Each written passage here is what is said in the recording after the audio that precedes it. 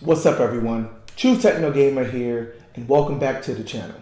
Now for this video, I want to delve in and give my impressions on AMD's latest GPUs called Navi and their latest GPU architecture called RDNA. Now if you haven't done so already, please go back and check out my video on breaking down the teraflop, which kind of lays out the foundation and the core principles in understanding graphics performance. Now, if you see that video, then that'll help you understand everything I'm going to say in this video and why these graphics cards from AMD are special. Now, why is this significant? Well, for the better part of the last decade, Nvidia has dominated AMD on the GPU side. They've owned the performance halo, meaning that the fastest graphics card on the market has come from Nvidia. They have beaten AMD on efficiency in terms of performance per watt and also performance per die size and transistor size as well. So they've killed them with efficiency. That is all about to change. And AMD is finally bringing the fight to Nvidia. The same way AMD has been bringing the fight to Intel on the CPU side, right? They've been on a roll lately, right? They've done some significant restructuring, they have new leadership, and they're bringing some great products to mix up the market. Intel is feeling that as they've been taking some market share from them on the CPU side with their Ryzen CPUs, and on the GPU side, they're hoping to do the same thing in terms of bringing the fight to Nvidia. Now, this is only the first step. They only have technically two RDNA cards on the market today in the 5700 and the 5700 XT, but there's a lot more to come this year. And also, remember that AMD is developing this RDNA architecture to power the next generation consoles from both Sony and Microsoft. So this graphics technology is what is going to be powering the games that we're going to be playing for the most part for the next 5 to 7 years or so.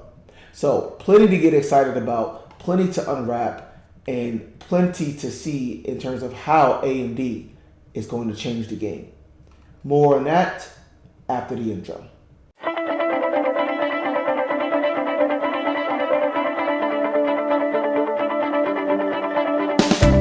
Now, let's get into this new AMD GPU generation and RDNA architecture and why it's so significant and why it's so exciting, okay? Now, first, let's go back and remember. AMD's previous architecture called the GCN Graphics Core Next has been around for a while, right? It's been around since 2012 with the arrival of the Radeon 7970 card, the 7000 series, which for the record was the architecture and the series that the PlayStation 4 GPU graphics technology was based on. So that goes back pretty far, right? And for all intents and purposes, they have essentially been re-releasing that same architecture and reskinning it and doing what they can to eke out as much clock speed and performance as they could, but it's been the same core architecture for every generation since then, since 2012, up until 2019 with the arrival of the 5700 and 5700 XT Navi cards using the RDNA. So RDNA is the first real full architecture, new architecture that AMD has delivered, okay, in roughly 8 years, okay.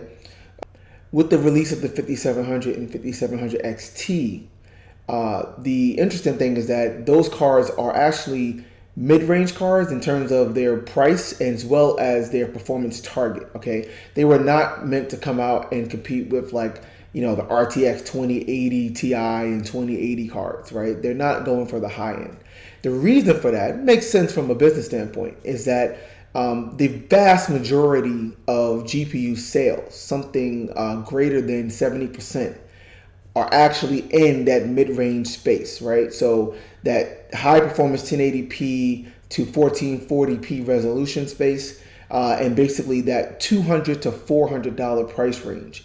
So that's why they wanted to make sure that they had a competitive card in that segment, because that's the best ROI for them. That's the best return on investment, right?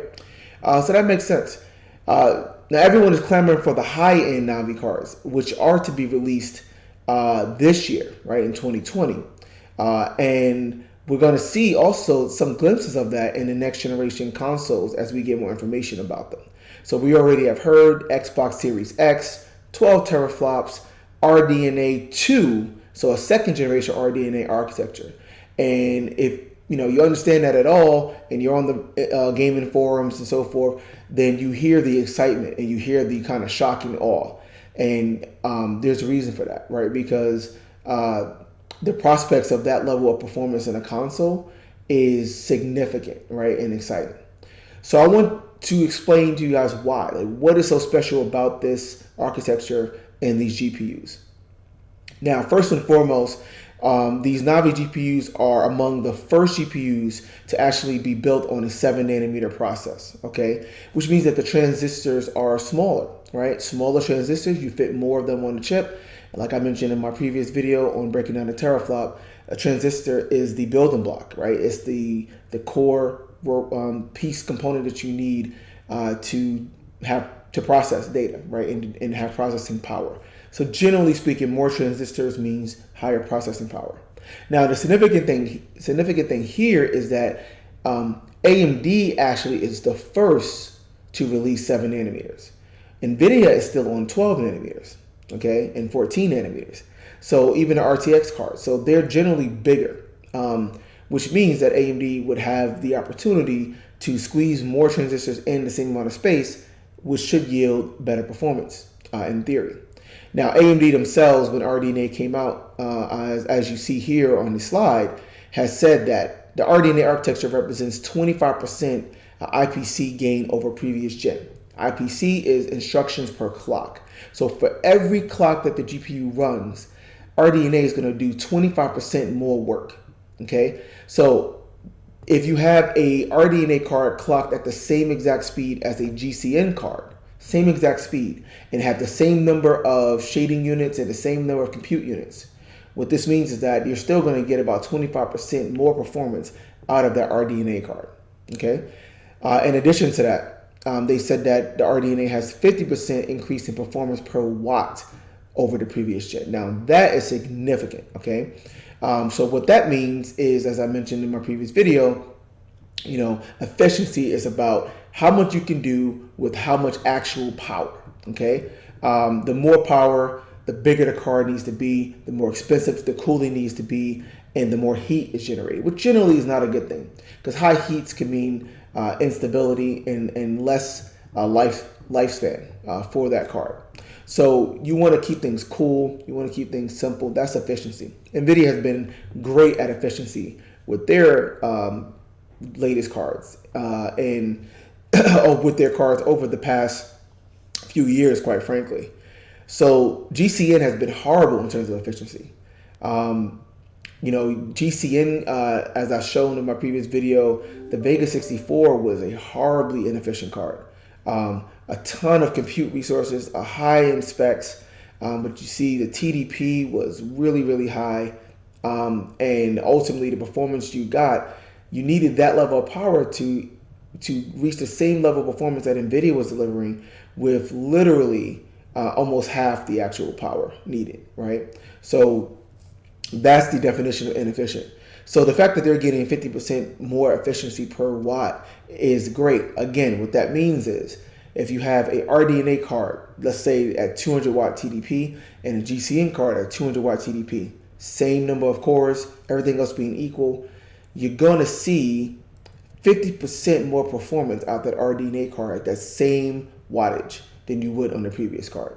So that's really significant. Okay, so these are the kind of things that AMD needed to do to really revitalize their GPU lineup. Okay, AMD is targeting 1440p as like the primary resolution. That's the sweet spot. So these aren't cards that are made and designed to kind of like really do well at 4K resolution. Again, these are not like high-end cards, but at 1440p and of course 1080p, they're aim is to deliver best-in-class performance compared to Nvidia and compared to their previous generation with themselves. And generally speaking, in that they deliver, right? So from their own estimation, they're saying that they are faster than the 2070 card, okay, from Nvidia, the RTX 2070, which is what the 5700 XT is actually targeting. Okay, so the interesting story behind all of this is that initially the target for these AMD cards was meant to be the 2060 and the 2070. Okay, and AMD's goal was to undercut Nvidia in price, so they're delivering higher performance per dollar, and then also to deliver better performance per watt, etc.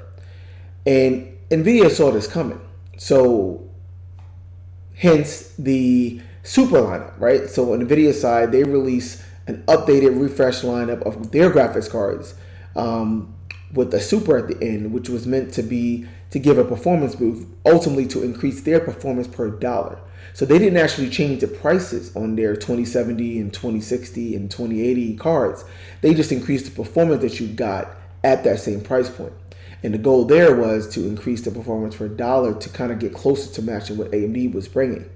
At the 11th hour after Nvidia did that, AMD actually reduced the prices on their launches for the 5700 and 5700 XT. So the final thing of what we get is the 5700 XT is actually priced the same as the 2060 Super, and the 2070 Super is $100 more. Okay, so and the 5700 non-XT is $350, which is the price of the original 2060. Okay, now what does all that mean? Well, the bottom line is that the 5700 ultimately is delivering performance that is at the price grade higher. Okay, so the 5700, for example, is delivering performance that's double-digit percentage better, over 10% better than the RTX 2060, even though they're the same price. And the 5700 XT is delivering double-digit percentage performance above the 2060 Super, which, as you see, is the same price. So AMD still, with these last-minute adjustments, are delivering higher performance per dollar. Okay, and the other significant thing is the 5700 XT is actually approaching the performance of the 2070 Super. 2070 Super is generally faster, but not by much, and it's $100 more. So again, the value proposition for the AMD lineup is there. Okay, so if we look a little bit closer at the cost per frame based on the MSRP, this tells the story. Now, what you want to see here is that the blue bars, the average cost per frame, the lower that number, the better the value is. And as you see here, the 5700 and 5700 XT lead the overall pack compared to AMD's previous cards and compared to Nvidia's cards. The orange line is the overall frame rate, right? But based on the MSRP price, we can see what the value proposition is, right? So this is important, and this is what what they were going for, and Nvidia knew this, and what they tried to counter with the Super cards. So I want to delve a little bit more into some of these numbers, okay? But the overall question is, what did AMD do, right? Did they deliver, right? Is RDNA and the new architecture a market improvement over the previous gen? Absolutely, okay? They have definitely improved tremendously over their own previous generation cards, and now they actually are pretty competitive with Nvidia, okay? So they have delivered in a big way. All right, so let's look at some aspects to explain this. The lower end 5700 card, the non-XT, is actually within 1%, right? Which is kind of a margin of error, but within 1% at 1440p of the 2060 Super. But again, the 2060 Super is actually higher price, right? MSRP is about $50 more. So AMD is winning that efficiency battle, okay?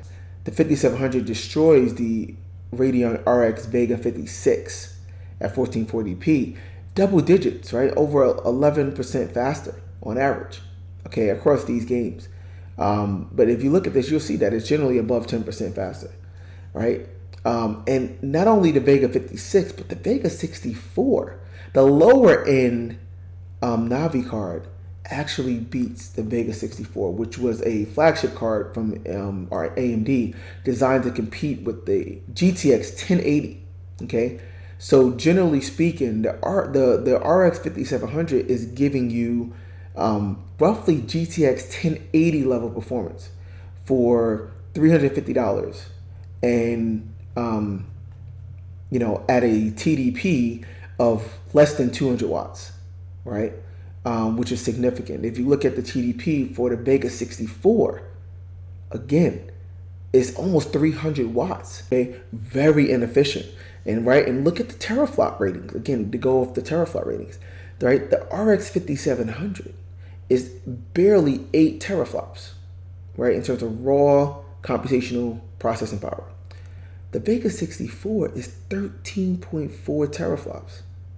Okay, so literally, almost half of the actual compute power is yielding the same level of performance. Okay, that's the way to look at it, and that is amazing. That is amazing. Now, the 5700 XT is actually again for Nvidia's same price card, which is the RTX 2060 Super at $399, our MSRP. It's delivering over 10% relative performance increase over that card. It's better than the 2070 non-super, and it's approaching the 2070 Super. It's about 5% below the 2070 Super card, which is $100 more. So, if you get a 5700 and you can overclock it slightly, you're pretty much matching the RTX 2070 Super, right, for $100 less. So that's still a pretty good value. Now, here's the crazy thing. The Radeon 5700 XT obviously destroys the Vega 64, which was already beaten by the 5700. But it actually comes really, really close to the mega Radeon 7 card. Now, the Radeon 7 was actually officially the world's first 7nm GPU. It came out in early 2019. And it was kind of like a card that AMD kind of slapped together as a way to compete in the high-end market, knowing that the 5700 cards were not going to be high-end cards. Okay, so that's based on the GCN core. It's a Vega-based graphics architecture, the old inefficient one, right? So they put in a huge Vega card, and that is monstrous in terms of its TDP, right? And in terms of its overall compute count, right?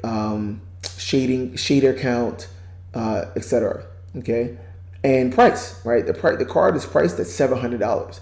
When it came out, it was initially meant to compete with the RTX 2080, although it trades blows in some cases, but mostly it's slightly under that. Okay, but this was a card, 7nm, that had over 13 billion transistors, had over 1,000 gigabytes or 1 terabyte per second of bandwidth. Okay, and came with 16 gigs of RAM. Just a huge, monstrous card. 3,840 shading units, right, and a total teraflop count of about almost 14 teraflops. Okay, 13.8 teraflops. Okay, so a monstrous card. Now, the 5700, compared to that almost 14 teraflops, as you see, is less than 10 teraflops, right? Compared to the 13 billion transistors, it's only 10 billion transistors, right? Has less than half of the memory bandwidth, okay? Compared to the 3,840 shading units, it only has 2,560 shading units, okay? But with all of that said, the 5700 XT is actually within 5% in general of the Radeon 7 card. Think about that for a minute, guys. It's within 5% at $400 with ultimately with the TDP of 225 watts. It's within 5%. That is the magic of the RDNA, right? And that's the best example. You have a mid-range RDNA card that beats the ultimate, the highest end Vega GPU that AMD has ever built.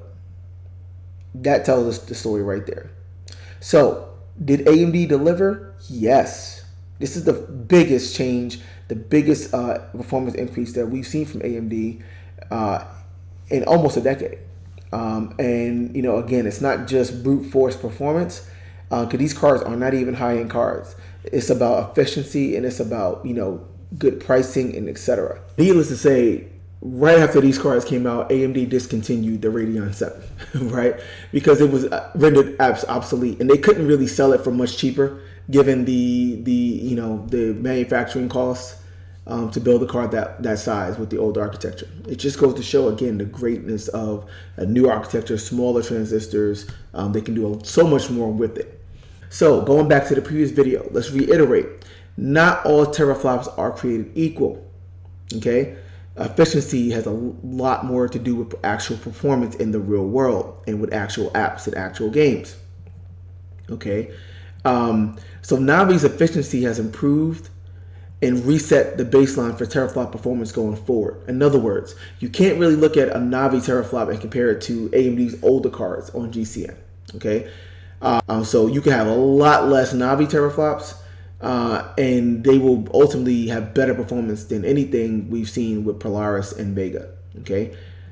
So just to reiterate, as I mentioned, the Vega 64 versus the RX 5700, 13.4 teraflop versus barely 8, 7.9. And we're seeing better performance from that 7.9 teraflops, right? 590 versus 5700, 7.1 teraflop versus 7.9.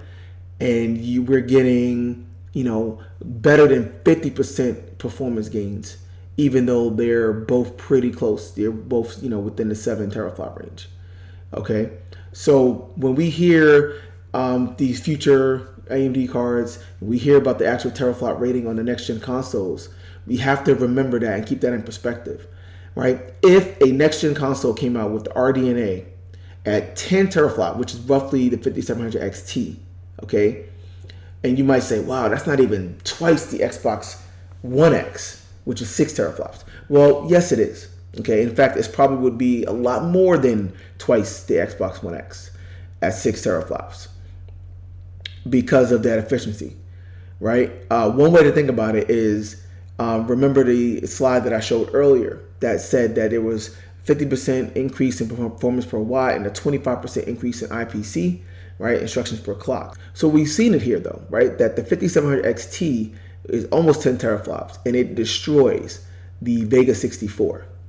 Right, which is 13.4 teraflops. So, one way to look at this is, 10 teraflops of RDNA, as we've seen, is easily over 14 teraflops of the older GCN architecture. So if you wanted to try to compare, that would be a way to do it. So if a PlayStation 5 was 10 teraflops, it's going to be way more than double the Xbox One X is 6 teraflops.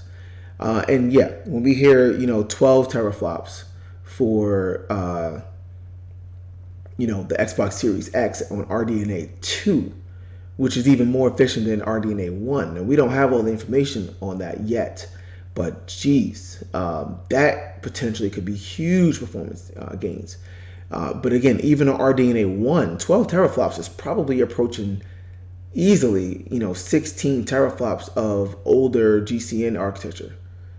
Right, so and in RDNA 2, man, that could be the equivalent of 18 teraflops on GCN.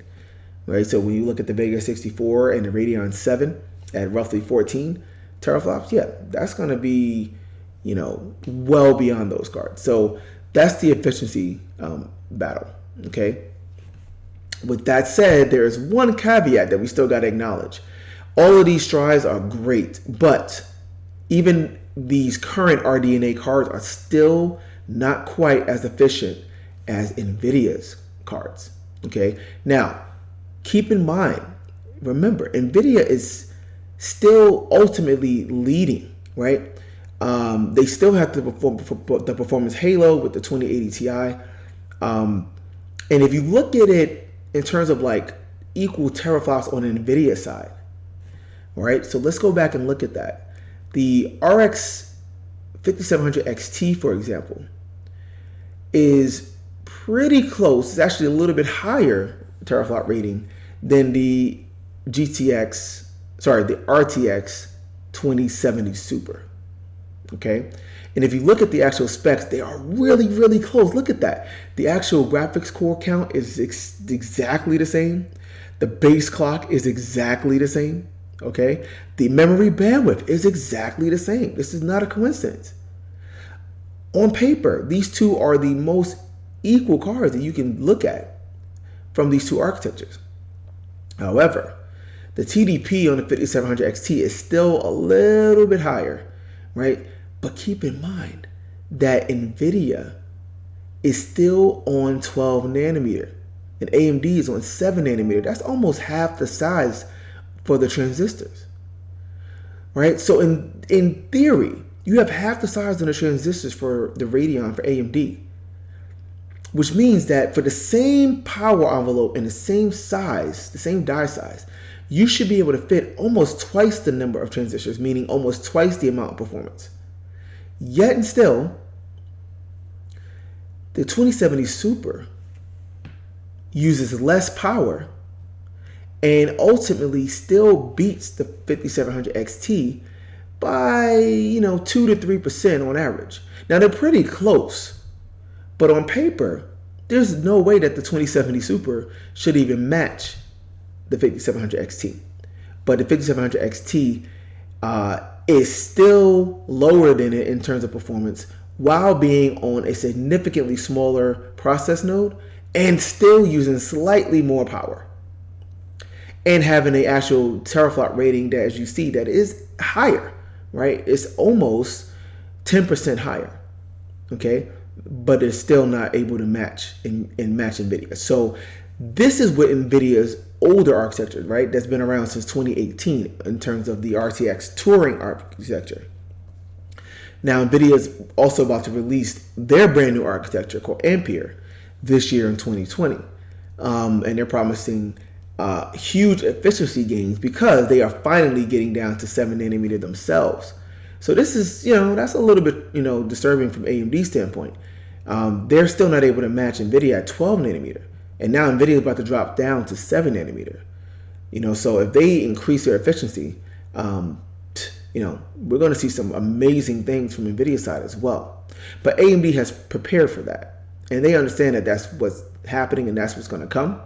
So their new RDNA 2 graphics cards that are coming out this year that are going to target the high end, they're targeting Ampere. They're not targeting Turing.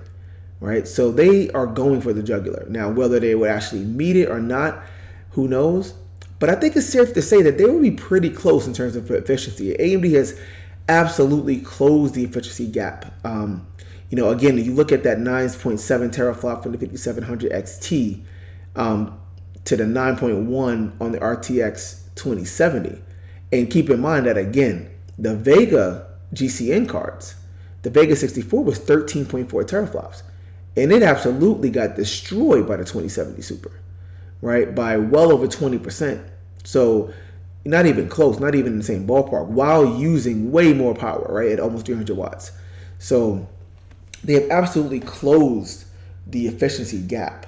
And I think with RDNA 2, they will close it even more. So I think that where they actually will end up, the two sides will be pretty darn close. Now, then it's a matter of pricing and stuff like that. But we're going to see some pretty close. So now that we kind of see the value and the greatness of the new RDNA architecture, keep in mind, and I'm not going to go into all of this right now. This will be another video where I will really dive into the performance specs of what we know of the Xbox Series X in particular. But keep in mind that we now know that the next generation consoles are going to be using not RDNA, but RDNA 2. Okay?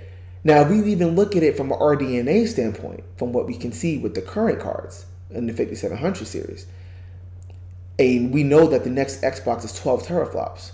Well, as I just pointed out, we don't even see a RDNA 12 teraflop card here at all, right?